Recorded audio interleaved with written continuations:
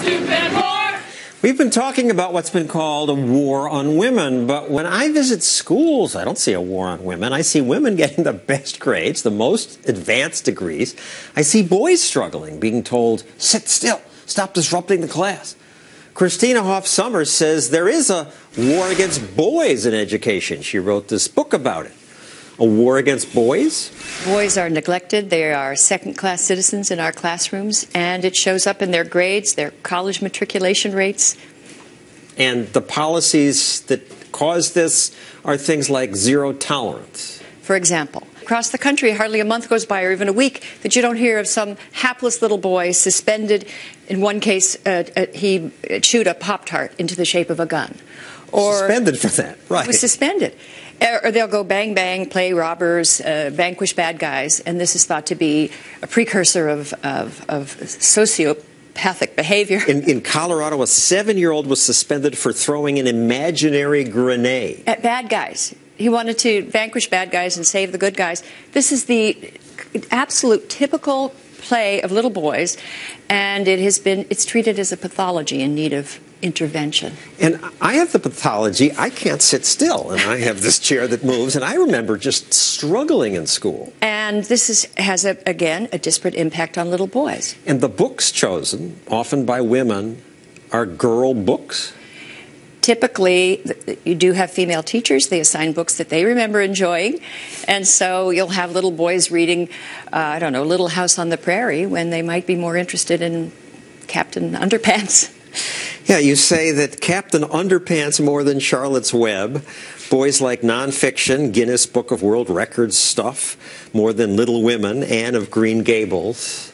But that's not what's taught? They don't give the boys a choice? Well, certainly some teachers do. The British have done some very careful studies. They're trying to close the reading gap that favors girls.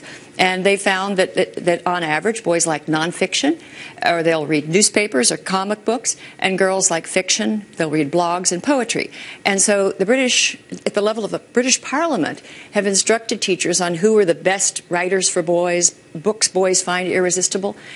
It's unimaginable that would be done here right now.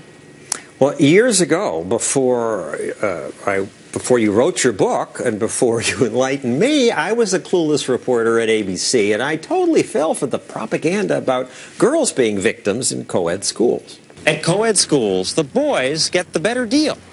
They talk more in class, get called on more in class. Who gets the most attention in class, boys or girls?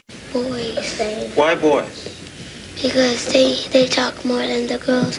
The girls don't really get called on too much into class. This girl had a theory as to why boys are quicker to raise their hands.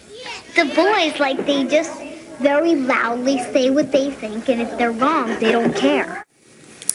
That was my daughter, by the way, years ago. But what she says is true. The boys do get the attention. How are they victims? Well, she's also right when she said if they're wrong, they don't care. Girls, on average, care much more about getting the right answer. They're more engaged, and they're doing a lot better. And at the time you were covering this alleged crisis of the shortchanged girl, what was really happening is girls were moving ahead of boys in ways which are unprecedented, and the college gap threatens to become a chasm. The literacy gap is already a chasm. 57% of bachelor's degrees, 60% of masters now go to women.